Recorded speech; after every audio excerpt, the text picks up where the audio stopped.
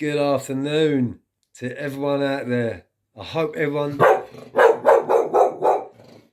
You're a good boy. Bruno saying. That's Bruno saying good afternoon to everyone too, guys. I hope everyone's had a good day. The sun's been out. As you can see, I'm a little bit burnt. I've been sitting around my sister's back garden, loving the weather today. There's something going on in the background which I cannot really talk about at the minute for legal reasons. But nevertheless, when I come home just now, I was just reading a few of the comments, and I want to have a little talk to you about HMP Send, what happened in HMP Send. I'd also like to give a shout out to GNE, aka Jimmy. Yeah, I mean, I do stand by the comment which I put onto your community post, mate. I've always been that type of a person. What you see is what you get. And I didn't quite understand really why you would want to cover your face. But after reading your comment, I can fully understand now why you'd want to cover your face, because you're exposing them type of people and you don't want no backlashes. So I ain't caused no too much stress to you, mate, and I hope I haven't freaked you out too much, and I hope you accept my apology, mate, and I do stand by what you're doing, and I think it's a good thing. And I also think it's a good thing that you're not using YouTube as a platform to troll people, which you explained. I understand that too, because many people which are on YouTube, which don't show their faces, do troll people. That's the reason why they set accounts up. That's the reason why they do it, to troll people. But you're on a different scale from that. I understand you're putting information up and trying to get information on the beast people of this world. So you've got my support there, mate, and I've really subscribed to your channel. Big shout out to you. Get that out of the way. Anyway, yeah, right after reading the comments on one of my old videos about HMP Send. So if you go back down to my videos, you'll see the video from HMP Send. But you know, I was 14 or 15, something like that. It might have been 1981 or 1982. If I pull my previous convictions up, which I've always carried at home in my briefcase, and I also have my enhanced DBS check, which I carry also because obviously for my work reasons, I work with vulnerable people, and yeah, I had to have that enhanced DBS check to work with vulnerable people, so I always carry that at home too, guys.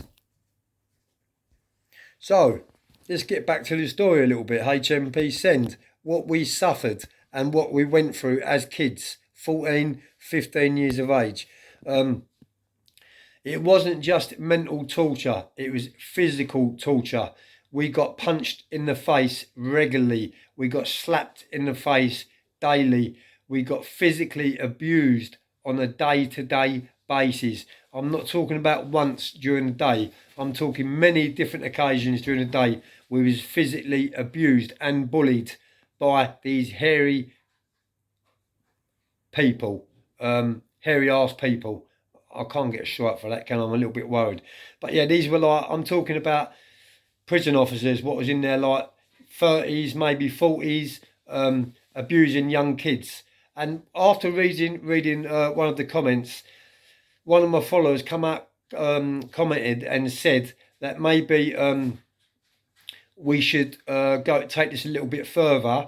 And he also said that people from HMP Send have used a solicitor and been paid compensation for the violence which they suffered many years ago. Would I be interested in going down that route? Well, yeah, as I said, I suffered physical torture, and I believe that I still wear the mental scars of that torture today. But as far as going and taking them to court and waiting for criminal compensation and all the rest of it, that's not a bit of me. And I take my hat off to anyone that's done that type of thing. But I wouldn't want to go down that route. Although some would say I should go down that route because, you know, it could that could have that could have been the cause of my PTSD, because I was such a young kid, just a teenager, when I went to that HMP send and I was getting beaten up on a daily basis by these adult screws. So yeah, I'm 53 years of age today, and I can still vividly remember each and every attack by the officers like it was yesterday. So I'm talking. This is 40 odd years ago, and I can still remember them attacks. So yeah, that would be some grounds for some type of criminal compensation, but I've never been that type of person. I've always dealt with things. How I deal with them is just you've just got to live and you've got to learn and you've got to move on from it and learn by your mistakes. And I didn't learn by my mistakes until I was in my late 40s, so I can't preach, and I definitely can't. You know, I've got a bit of a cold. But yeah, I didn't learn by my mistakes, and I actually it got to the stage in my life when I had to put the cards on the table and get real with myself and ask myself a few serious questions like, do you want to carry on taking drugs and continuing to commit crime, living that type of lifestyle, and potentially getting your next sentence? My next sentence will be a life sentence. So I asked myself questions after questions, and then I said to myself, "Oh, do I want to live?" Because I don't expect to live into my late years. My mother passed away age 61. My dad passed away age 62. I know I'm pretty healthy, and I'm not like that type of a person to whinge, but that's the truth. My parents died young, and I don't really expect to live into my 70s or late 70s or anything like that, guys. So yeah, you live and learn, and hopefully you learn by your mistakes. Now, it took many years for me to learn by my mistakes, so I can't preach about that. But learn I did, and work on myself I did. Being strict on myself, I had to be. Learning how to say no and standing by my word was very, very hard. Um, and nowadays I can be around Class A drugs, with other people taking it, sniffing it, or whatever they're doing with it, and I don't get no temptations. I don't get no faults of wanting to use. I don't look down my noses at people what choose to take drugs. That's their life, it's their choices, and they pick their own life.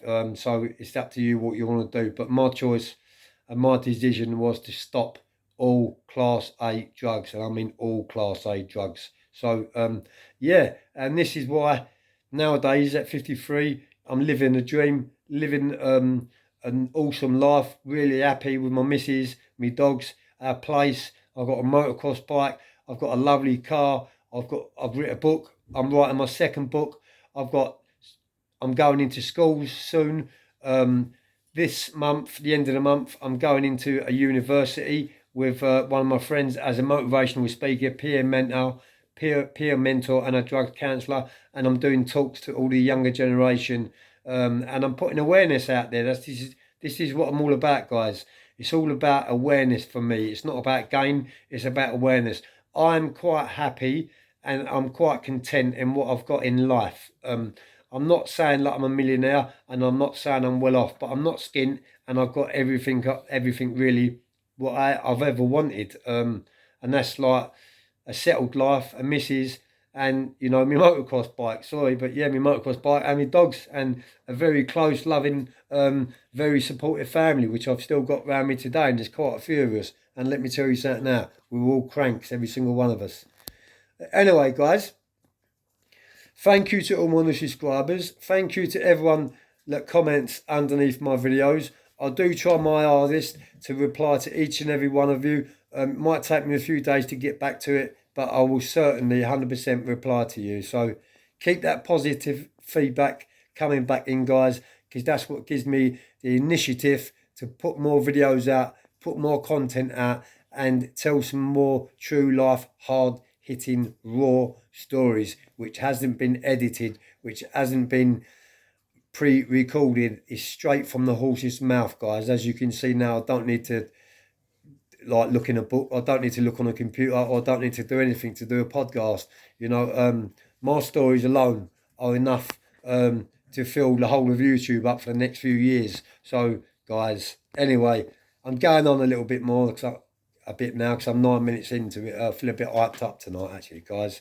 I'm in a good mood. The weekend, we're going down to London on Sunday on Father's Day. It's only right because like all my family live up here in Littlehampton and my missus' family live in London, and we don't really go down there too much because of like too many. We've got dogs and that, and it's hard to get away and leave the dogs for a certain amount of hours and things like that. If you've got dogs, you'll know about exactly what I mean. And we've got two dogs. So, yeah, we're going to be throwing the dogs in the car. Bruno don't travel very well. He shakes the whole way down there, shakes like a leaf. He's 10 years of age, and it worries me. And it worries me, missus. Look, anything, I don't really want to say anything, but it's 10. But yeah, got to make exceptions to some days, sometimes in life, and we can't let dogs run our life or rule our lives. We've still got lives, and we've still got families what we care and love about. So I'm going to be taking my missus down to London to see her parents this Sunday, and also to have a nice bit of dinner and be in nice company too. I always feel very welcome round my in-laws, and they make me feel very welcome. Put a nice bit of food on, put a nice spread on, and we have a nice time down there. And also, just outside their house, opposite them, is the cemetery where my mum lays. So I always go in there, put flowers down, and pay my respects to my mum. It's a bit of an emotional time for me, but these things in life have got to happen.